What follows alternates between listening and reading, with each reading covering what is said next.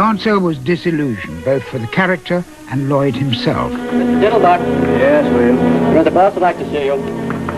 Oh, me? Oh. Right away. The character would fight his way out of it in the best Lloyd tradition, but Lloyd found himself trapped. Preston took about 3 to 4 months to write the first third of it. The last 2/3 he wrote in a week, or less. I hope we're not intruding. We didn't get along from that point on because we didn't see eye to eye with it. On top of this, the film had problems Lloyd had never met before. Harold had said, I'm not used to working with a lion. I won't rehearse with him, but I'll do the scene with him. And he did. One scene, when they got into one of the banker's offices, and Jackie gets up with his paws on the desk. The ears of the lion are right next to where Harold is standing. Harold begins to talk to this banker. I will make you popular overnight and for nothing. There's only one circus in the world for sale. Why, Jackie, I have it. Well, Harold just stepped back and said, I will do no more close-ups with Jackie.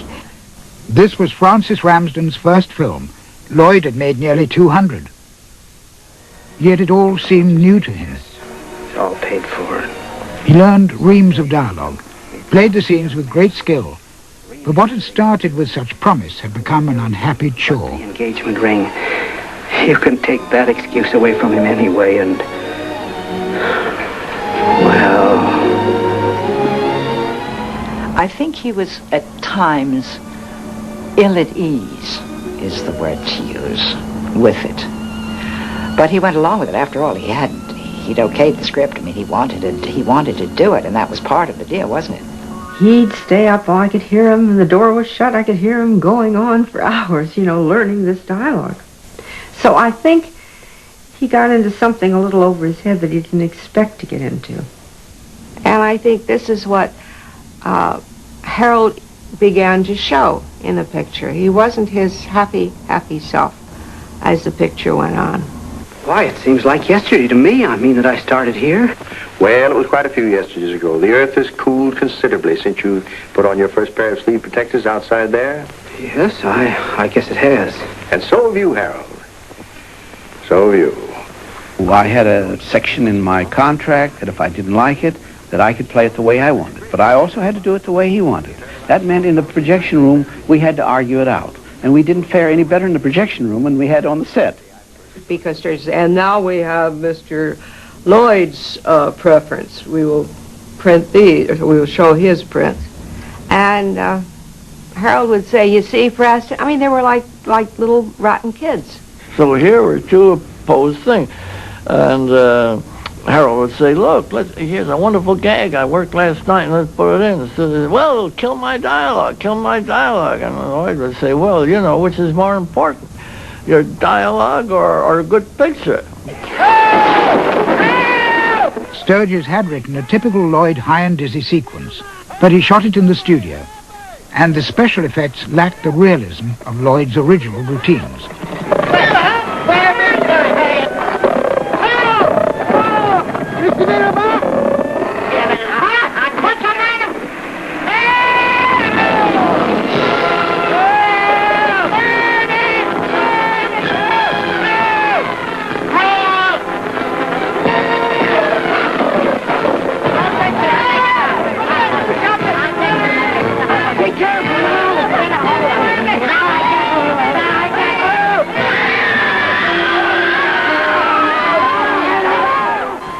Howard Hughes pulled the film from release, took 3 years to recut it, changed the title, and diminished the name of Harold Lloyd until it all but disappeared.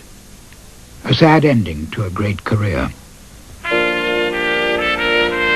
Lloyd embarked with his usual energy on a new career as Imperial Potentate of the Shrine, a Masonic group fundraising for hospitals for crippled children.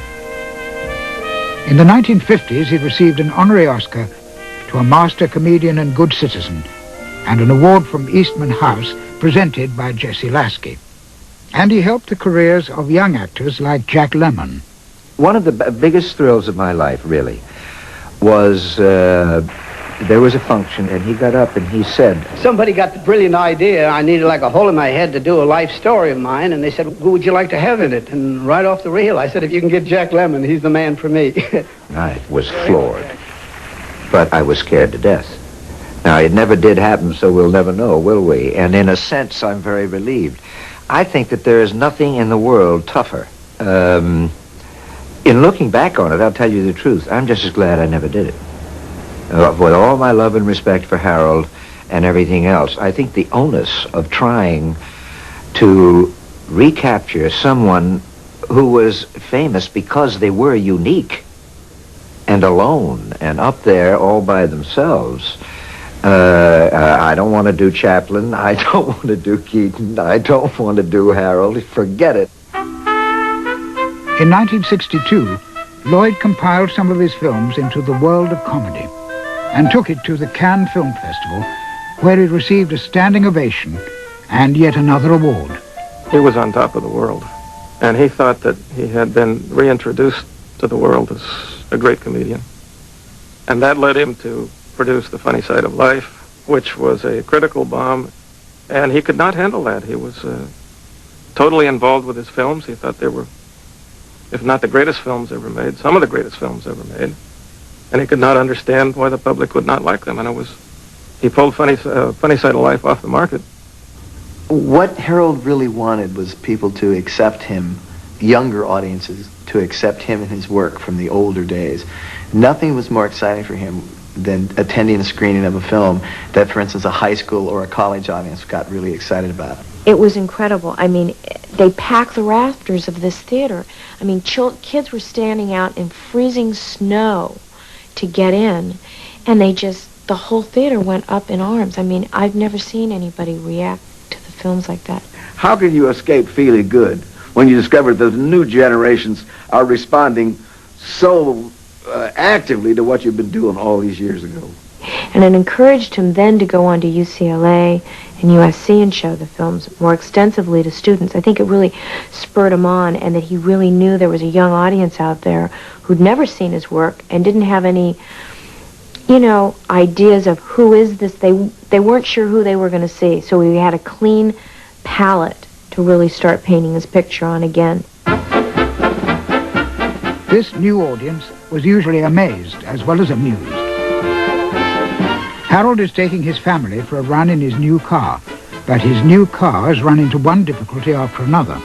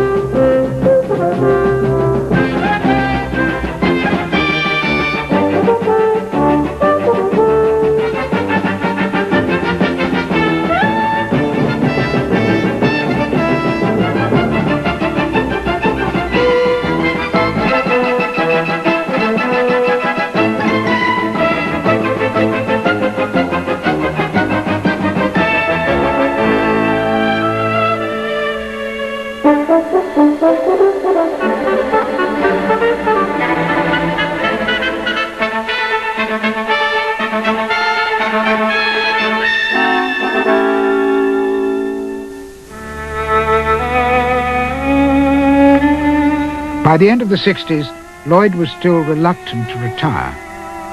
His wife Mildred had died, and he was resigned to the loss of the huge audience of the old days.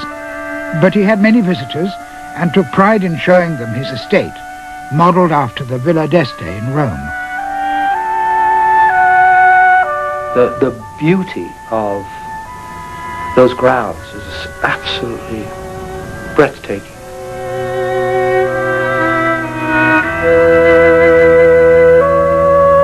The way the waterfall fell right to the canyon floor and the canoe run, and it was a fairyland. And it was an expression certainly of a man with a great childlike streak. But it was wonderfully carried off. I think the house was a major, major achievement in his life, and I think I have a strange feeling that it meant that to him. Otherwise, why hold on to it? Why never change anything? That did fascinate me, because you'd see a chair that would be, a little worn and that. And he seemed to have a pride in the fact that it was an original. I respected that. I admired that about him. Lloyd fell ill in 1971 at the age of 77. When he was determined terminally ill, actually, with cancer, he was very unwilling to accept that. He said, I have to fight it. There must be another way around it. Almost again, like the screen character, he wanted to see if he could, kind of outsmart his way out of it, I guess. And when it was determined that he couldn't, the doctor said, look, Harold, you have to get your affairs in order, and you're not going to live. You're only going to live for perhaps another half a year. And he gave up. When he knew there was no chance and that the fight was over, he just gave up, and he went to bed and died in about 3.5 weeks. So once he gave up. He didn't want to linger. I never knew him as someone who was sick or feeble or slow or senile or unable to get around.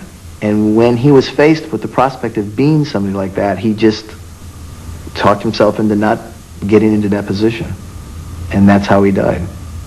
In bed, at home, which is probably the way he always wanted to go.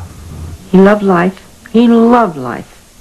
I think he could have lived for 200 years and still found many interests. He had that desire to learn and to enjoy, which I think is I love that quality in people. And I love that in him. I did. Lloyd was justly proud of his career. He knew his films were as perfect as he could make them. Almost. I think we would have almost been better if we could have really have followed the camera on up and let it, you see it go way up into height and then just gradually kind of circled on down, and the last thing you saw them still going on up, still not giving a damn. Would have been a wonderful fade out. Would have been this. It's too bad. I better go back and make it over.